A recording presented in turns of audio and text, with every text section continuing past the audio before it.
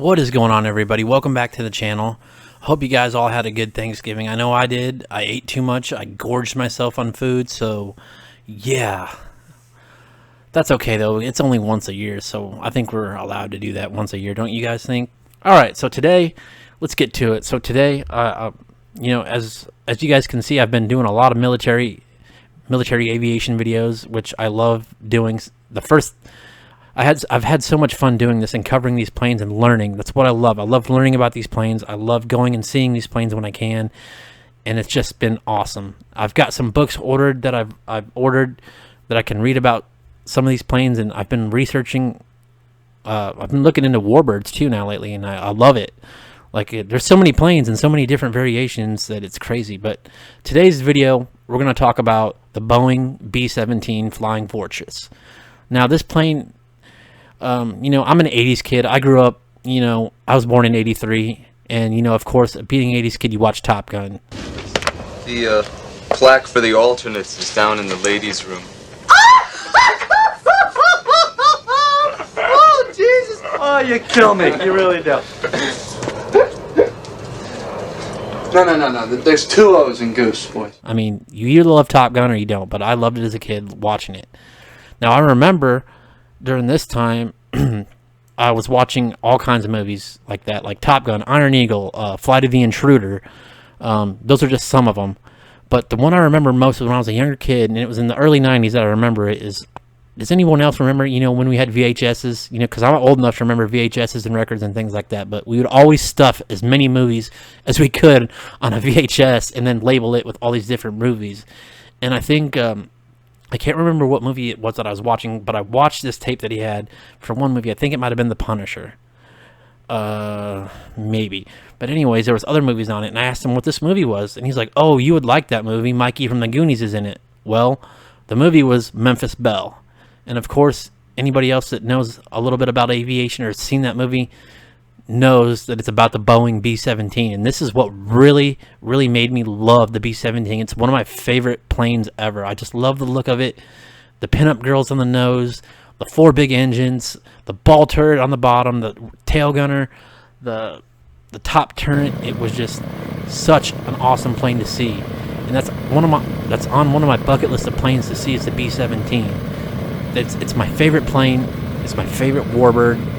And, like I said, I've got a list that I'm making of planes I want to see. And so far, I've knocked a couple off. I knocked the F-14 Tomcat off, which I've seen at a couple museums. And I've actually got to see a F-14 that was actually at Top Gun. But let's get back to the Boeing B-17 before I get off topic. So anyways, the B-17, it was made by Boeing. It was a four-engine heavy bomber that played a pretty good role in the Allied victory in World War II.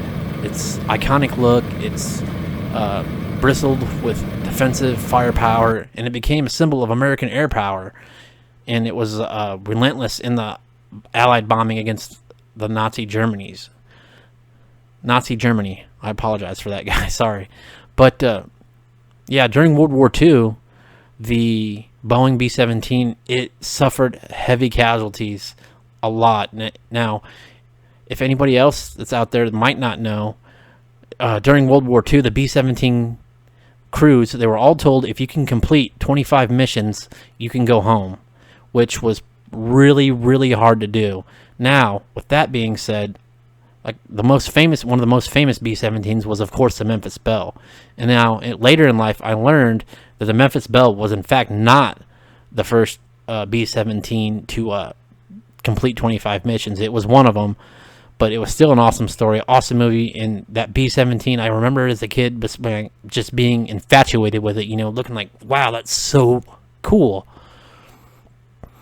But the B-17's primary role was strategic bombing. They would target German industrial centers, transportation, military bases, and things like that. Now, during the daytime is when it suffered the most heavy losses. It was designed to withstand heavy anti-aircraft fire and fighter attacks, allowing it to penetrate deep into enemy territory and deliver devastating blows. Now, one of the bad parts about the B-17, one of the early B-17s was, the front nose where the bomber was, there was no guns up there to shoot. So if you had a plane coming at you, you were kind of screwed, and you had to worry about your bomber getting hit or the front of the plane getting blown off. But that was one of its Achilles' heels, was that front nose section, and the front of the plane didn't have any kind of guns yet.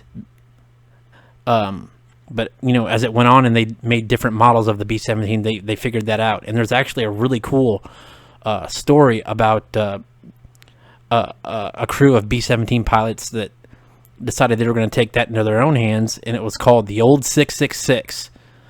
And I'll put a link in the description to the Fat Electrician's video, because he does a great story of telling about this crew. It was a crazy story.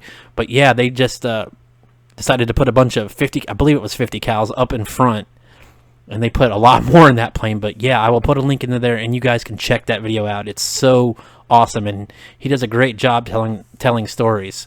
So you need to check that story out. But anyway, there were several, like I said, there were several different models. I mean a lot. But with each model, they improved things with it.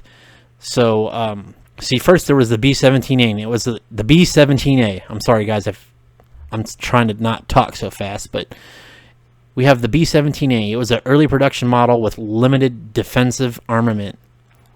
Now, the B-17B, it was an improved version with more powerful engines and increased defensive firepower. Now, the B-17C was similar to the B-17B with further refinements and additional defensive guns, which, like I said, they changed because, they had that flaw where if there was a plane flying at them, they couldn't do a dang thing. So they were kind of just, like, I don't know, sitting ducks almost. They introduced the B-17D, which introduced the distinctive chin turret for improved forward firing power, which again leads to that whole problem. Now, the B-17E, it had increased fuel capacity, more armor protection, and more additional defensive guns. Now, the B-17F had further improvements to defensive armament, including the addition of a tail turret. Now, the B-17G, the most widely produced variant, featuring a pressurized cabin and enhanced defensive power. The B-17H, it was modified for air-sea rescue missions with reduced defensive armament and additional equipment for search and rescue operations. Now, those are just some of the variants of the B-17. There was quite a few. There was also, so let's talk about the B-17E. The B-17E was a significant improvement over earlier models, incorporating several key advancements. One was the defensive firepower, and this is going to get into a little bit more of a few of the versions. The B-17E featured a more robust defensive armament, including additional machine gun positions and a tail turret. This enhanced its ability to fend off enemy fighters. They have an improved bomb bay. The bomb bay was enlarged, allowing a B-17E to carry a heavier bomb load. This increased its destructive potential and extended its range. The B-17E was also equipped with more powerful engines, improving its speed, its climb rate, and overall performance. Now, the B-17F, again, like I said, it featured further refinements to the defensive armament and improved armor protection. So some interesting facts. The Flying Fortress came from, it was earned due to the aircraft's impressive defensive firepower and its ability to absorb significant damages and still fly. Now, some of the documentaries, God, something's wrong with me today. Sorry, guys, I'm tired. I just got off work, but I couldn't think of that word. But some of the documentaries and videos that I've seen, pictures, the B-17, like I love learning more about it. But some of these pictures, you can just tell these things were shot to hell. I mean, they really were. But if you think about it, they're flying over Germany. They're getting flak from anti-aircraft guns and things like that. So they're pretty beat up. And that's, a lot of them didn't survive, like I said, a lot of heavy casualties. And like I said before, it was mostly during the daylight bombings and missions over Germany. The high casualty rates among air crews earned the B-17 the really grim nickname, the 8-engine death trap. Now with that brings me up to reminding me, my dad, he was in Vietnam, and his squadron was stationed on the USS Hancock, and they pretty much worked on, trained people on the A3 Sky Warrior, and I believe it was called the A3D Sky Warrior, and the A3D meant all three dead. That's what the nickname they gave him, all three dead, because it was manned by 3 people. which a lot of these bombers get some pretty grim nicknames. I'm seeing that, so it's pretty crazy. But the B-17, it was instrumental in developing precision bombing techniques, which allowed the Allied forces to target specific industrial and military sites with greater accuracy. Now, after the war, a lot of these B-17s, which sadly to me, a lot of them were scrapped, or a lot of them were, shipped out to Nevada airplane graveyards where they just basically just like rusted. And, some people saved them. There were some that got saved, which was awesome. But for the most part, they just were, scrapped and, just got rid of. But also, some of them were actually converted to civilian use, like cargo planes and for firefighting and things like that, aerial surveys and, research.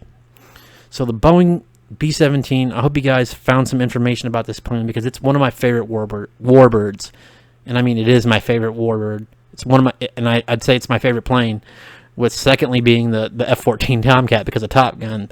But, yeah, these warbirds are just fascinating to me. I've been, reading about them, researching. I actually got some books coming in the mail about some warbirds, like the P-51 Mustang, the Spitfire, books about, the Dauntless dive bombers, the Corsairs.